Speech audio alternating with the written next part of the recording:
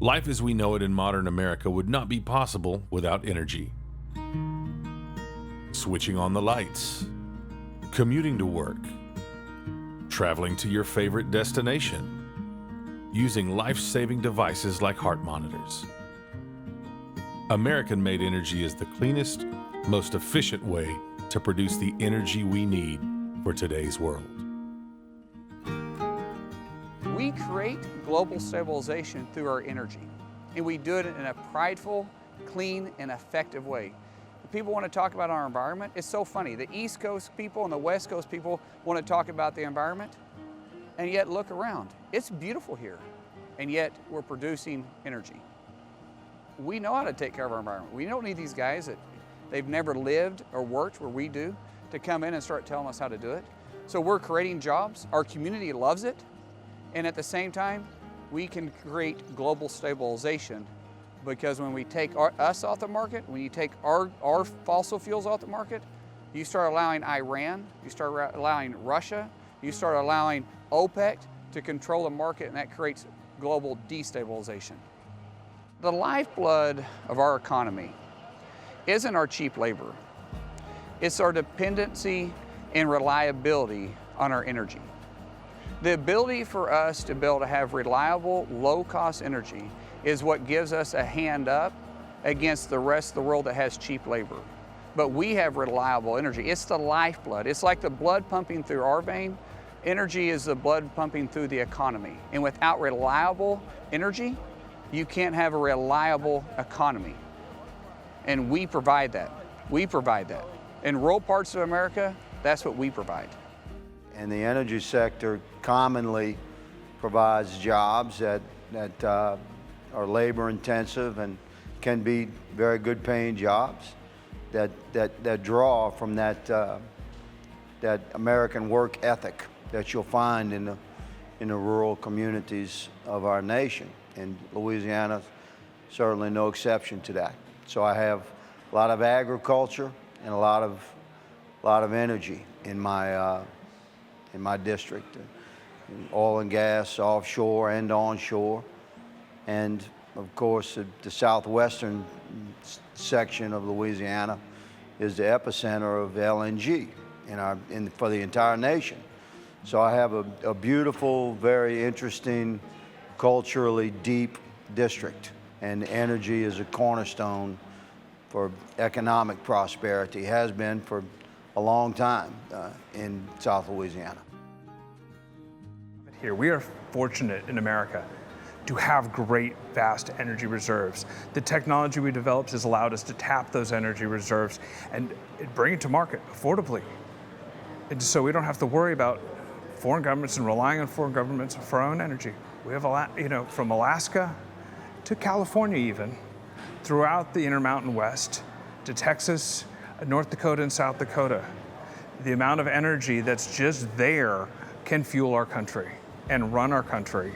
So we are independent and self-dependent on our own energy, so we don't have to worry about being dependent on others. Energy independence actually serves all of America, not just the western states, but all of America, because it means that we're energy independent. That means we don't have to rely on our adversaries overseas. It means that we can produce energy and lower energy costs. All the above means that we can have all kinds of energy, that no one's picking winners or losers. And also we recognize that when we're energy independent here in the US, that has a geopolitical outlook and effect overseas with our partners. It also means that we can help our partners overseas reduce their emissions. I'd say the other part that I think is really interesting and motivates a lot of Republicans is that the technology that we're developing here in the United States can be then exported. And think about this, 90% of the emissions in the next 10 years, 90% will be coming from developing nations, not the United States. So only when we get to net zero, we still have other nations we need to be concerned about global climate change. And exporting that technology is going to be able to lower those costs, bring better quality of life to people in developing nations, and that just has a geopolitical effect. certain states and regions are blessed with whatever they've got. Like in the Pacific Northwest, there's a lot of hydro. In the Great Plains areas, the wind blows. In Wyoming, the wind blows a special way and generates a lot of different kinds of energy from the wind, but maybe it's not so great for solar. So we need to recognize that energy generation is very much regional, really localized, and we need to use that energy as much as we can. That makes us, again, energy independent. It makes us be able to lower costs. Super important. So when you're thinking about different areas of, if you have nuclear, if you have coal, if you have natural gas, using what's available to you. And not all states have that flexibility to have a variety of choices. They're not blessed in that way, but there are a lot of states that then can create that energy and export it to other states. We are on an interconnected grid, which means that when something's not working well in Idaho, you can import that energy from Utah or Colorado or Montana. So having that flexibility and having all that energy online provides reliability, affordability, and I don't know anyone who doesn't want the power on. It serves America in many ways. Number one, it provides us with reliable, low-cost, efficient, and energy that's getting cleaner every day. And we need to continue working on solutions to make all of our fuel sources cleaner sources of energy. We also have a lot of hydropower in the West. We're here in Tulsa, where we're along the McClellan-Kerr navigation system of the Arkansas River that runs through my district. And there's a lot of hydropower developed off of the Arkansas River, but there's even more that could be developed. We could put 12,000 megawatts of additional power on existing dams in this country, but the left doesn't want to put any more hydropower in. They're talking about tearing out dams. We could use nuclear power to generate carbon-free energy, but the left doesn't want to talk about nuclear power. It just seems to be an attack on energy and an attack on the American people and giving our wealth and our sovereignty to foreign countries like China. But one of the real benefits of hydropower is that it creates lakes that are used for drinking water, for recreation, flood control, but also for the generation of electricity.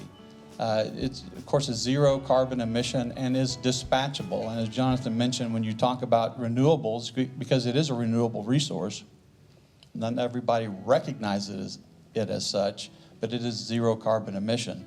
But it's dispatchable. In other words, it can be dispatched when needed to take up the slack for other renewables or whatever the situation may be to maintain the integrity of the grid. This dam that we're looking at right here was built in less than 3 years. Their efforts to relicense it will probably take at least 10 years.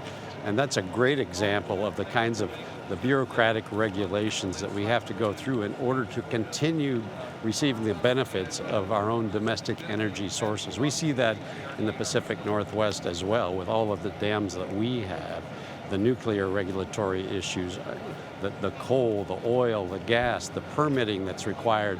It really hamstrings our ability to fully realize the benefits of our energy.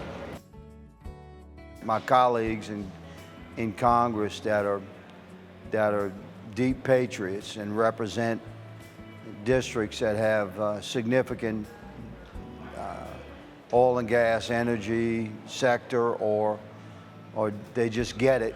You know, they understand that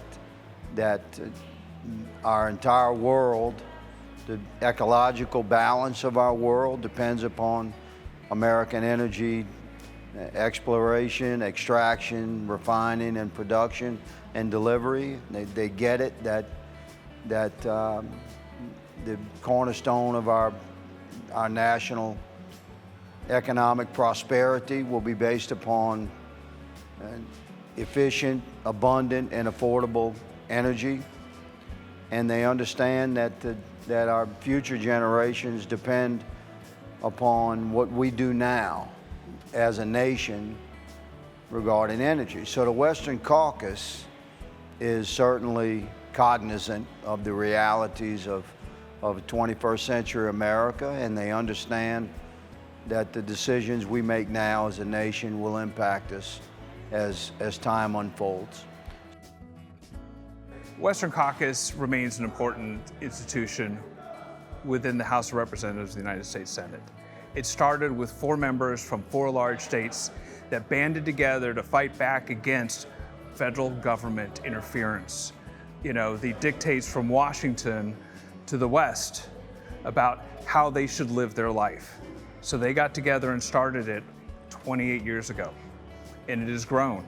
It's now 60+ members. Not only is it members of the House of Representatives from just the West, from all across the country. Rural America has banded together with the Western Caucus to fight against Washington overlord about how one lives their life in the West, how they work, how they recreate, what they do, because so much of the land in rural and Western America are dictated by the federal government, by the federal government ownership of land, by rules and regulations, the laws they pass, the bureaucrats in DC who tell them what to do. The coastal elites like to tell the West and rural America how to live their lives. So this organization is the organization that pushes back against that, pushes back for the people that get up, go to work every day, worry about their family, you know, want to have an enjoyable weekend, want to live their life without government interference. So that's the people who are here fighting for them every day in Congress and around the country, in the House and the Senate, basically saying, no, we represent these people. In all of the developed countries around the world, from the period of January 18 through June of 19, we reduced the amount of coal-fired generation by 9 gigawatts. So we were really excited that we had done that. In that same time period, China brought online 41 gigawatts of new coal-fired generation, and they had permitted 125 new gigawatts of coal. So sitting here and thinking that we can do this just in the U.S. and not do it globally makes absolutely no sense. Here in the U.S., we've reduced it because gas has been cheaper, because we've learned to get gas out of the ground cheaper. And that is one of the great tools that we have here in the U.S. We've reduced in the U.S., we've reduced our CO2 emissions by 33%, and 40% of that reduction was on the backs of natural gas. 30% of that reduction was on the backs of renewables. This is at the consumption level. That's where the consumer decides to use the energy. Only 17% of that is consumed as electricity. So most people, when they think about electricity, they think about wind power generation, they think about electric generation, because that's all in the talk. The truth is only 17% is actually consumed as electricity. So thinking that we're going to be able to take all of this on by only with just renewables just is not accurate, and we've got to set our sights bigger than that. In fact, in the IEA, which is the International Energy Agency, in their kind of policy-driven case, in other words, they're assuming that the developed countries of the world instill difficult policy around carbon emissions. Even with that, by 2040, still 70% of the nation's energy would still be fossil fuels. And that's because so much of it is really hard to take out. Of direct-fired industrial applications, it's really hard to do that with electricity. In fact, even in the lowest cost electric in areas, it's still 4 times more expensive. Not because the electricity is so much more expensive, but because taking that energy and converting it into these applications is just not very feasible. So again, natural gas is where we can really attack that by lowering the amount of carbon within those fossil fuels. Today, our existing infrastructure in the U.S., our ability to take advantage of it, the U.S. today consumes 25% of the world's natural gas. That's pretty amazing when you think about all the energy around the world, that 25%. And the reason that it is because we have the most expansive natural gas transmission network of anywhere in the world. If you look at a pipeline map, you realize the opportunity. So when we start thinking about other forms of energy like hydrogen, and if you start thinking about having excess power developed from renewables, Southern California, tremendous amount of solar capacity, but you've reached the point where there's a lot of times where it's excess. West Texas, a lot of times where it's excess power. Converting that into hydrogen and then using the existing infrastructure that we have today is a great tool for us, and we have to remember that we can't continue to stop being able to build pipelines, because those grids are what enable us to get that low-cost energy to the consumer. So I would just say, from a Williams standpoint, we see so much opportunity around taking advantage of the innovation we have in the energy industry, setting some clear goals by policy, and making sure that our markets remain open to the very best solutions available. If we can do that, we have proven our ability to go and win as American businesses, and as long as the rules are clear, as long as the market's open, we will win again. Do you know under what President Biden just rolled out yesterday? You know, hey, 50% reductions based on 2005 baseline levels by 2030. 2030 is 8.5 years from now. 50% baseline. So let's talk about what that means to Americans, to our economy, to our way of life, but also to the environment. So if you were to do that, now, good luck trying, you would literally have to shut down every coal plant in America. And Carol surely knows what that impact would mean. Good luck with that vote when Joe Manchin has to cast that vote in the United States Senate to shut down every coal plant. Doesn't mean coal isn't made. What it means is, go look at China. China's building new coal plants. So let's say coal's being burned. Now, if it's being burned in America versus China, you're probably emitting 3 times more carbon to burn that same coal in China, because we actually have good environmental standards. They love beating up on America. All they do every day is wake up and America's a racist country, America's a horrible country, America destroys the planet. It's a lie. All of that is a lie. Sure, we can always do better. We are doing better. We're doing better with the people at this table, with the industries that are American made. And so if you're going to make stuff, steel is going to get made. Now, where is it going to get made? It should be the question we're all asking these people that say, hey, shut America down to save the planet. If that's what you think you're doing, steel's getting made where? If it's not made in Pittsburgh, Pennsylvania, or in Ohio, it's getting made in China, in India, in Brazil. Do you know how much carbon they emit to make the same steel?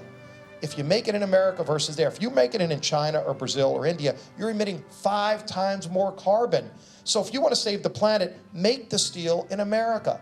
You'll have to shut down well over 50% of all of the natural gas plants to achieve Biden's target by 2030 of zero emissions on electricity generation, which means over 80% has to be renewable to generate electricity. 80%.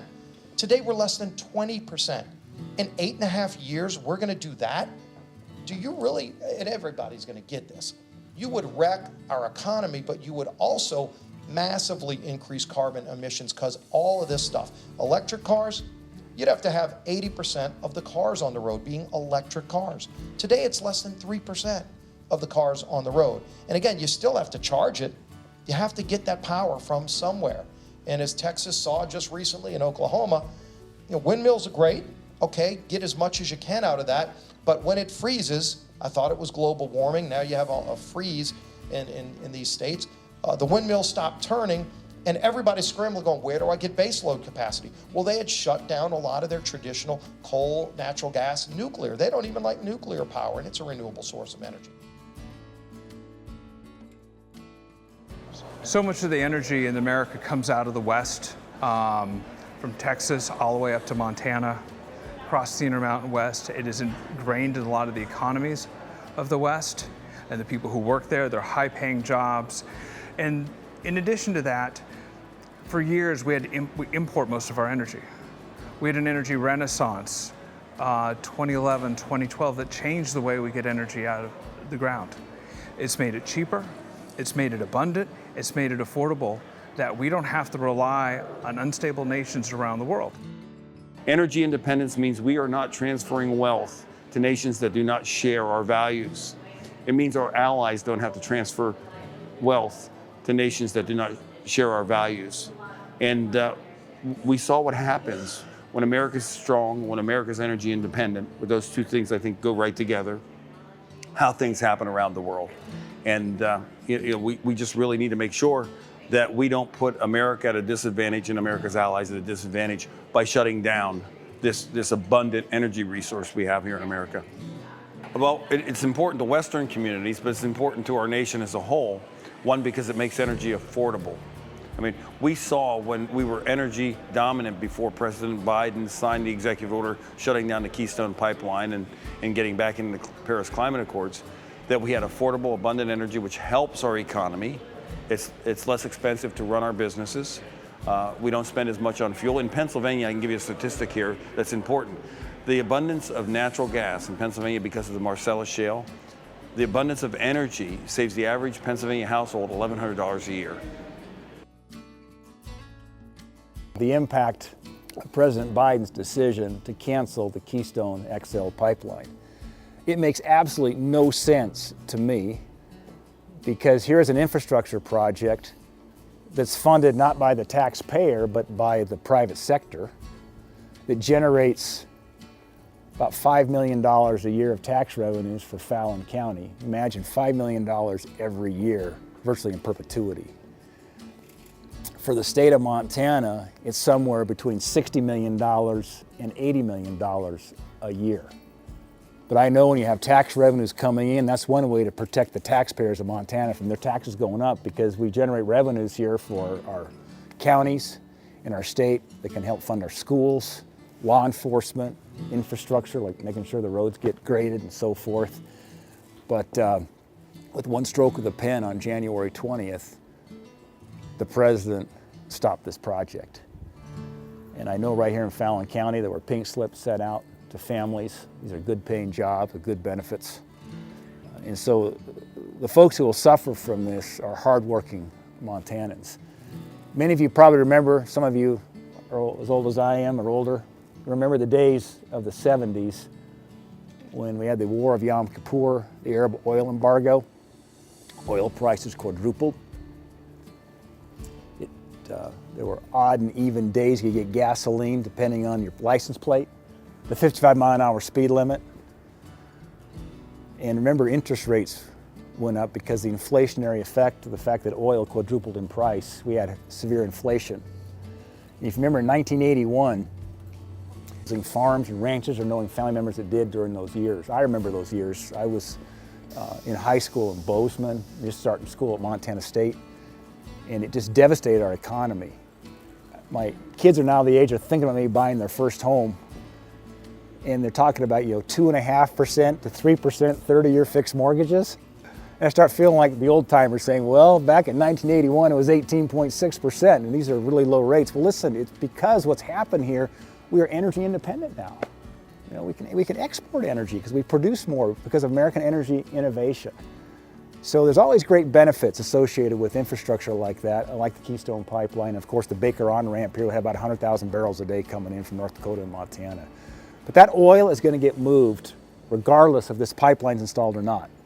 And if it's not a pipeline, it's going to be by rail or by truck. And the crazy thing about this is that the environmentalists have said, well, this is bad for the environment. No. A pipeline is the most environmentally sound way. It's the safest way to transport a liquid. It actually has lower carbon emissions than rail or by truck. Energy independence is vitally important to Western communities and people all over the country, actually. It provides jobs, employment, a tremendous amount of investment, but overall, it provides us energy independence from other countries. We can control our future when we have a good supply of energy that we produce right here in the United States of America. So I think it puts us in a very secure place and not subject to the whims and wishes of other countries.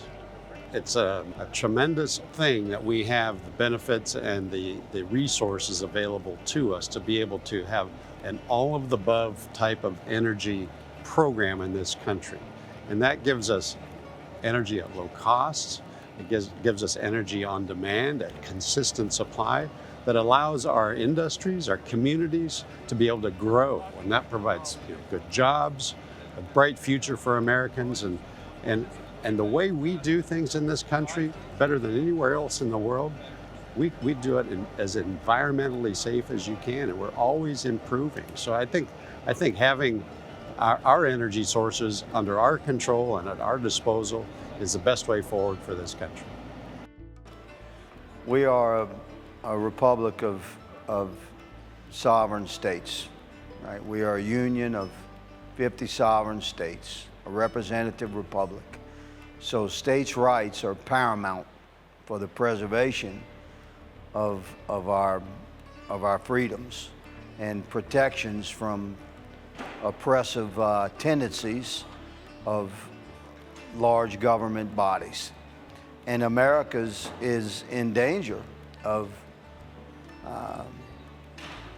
failing that vision that our founders gave birth to 240 years ago, that we would be a nation driven by the people's will and the intent of individual Americans. So the state, the sovereign state, should absolutely primarily be in control of the laws that govern all things that impact their citizenry, including energy production, exploration, extraction, and delivery. So there is a place for federal law and regulation, of course.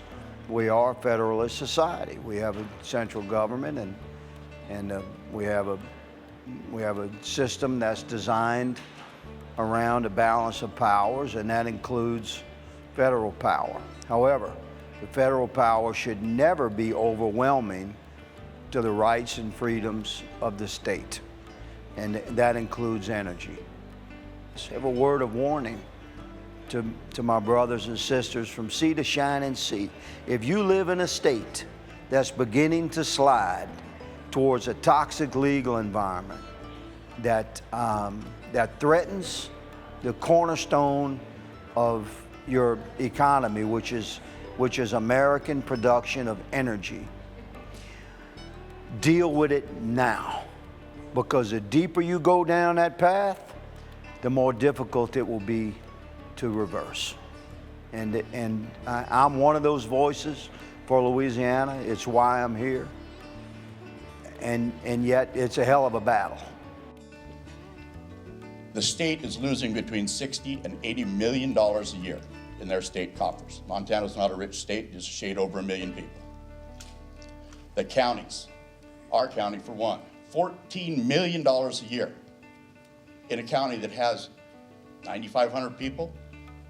We don't have a lot of opportunity. We don't have a lot of money to spend on infrastructure and the roads. The county roads we drive on in some places are, well, they're a little better than a 2-track trail.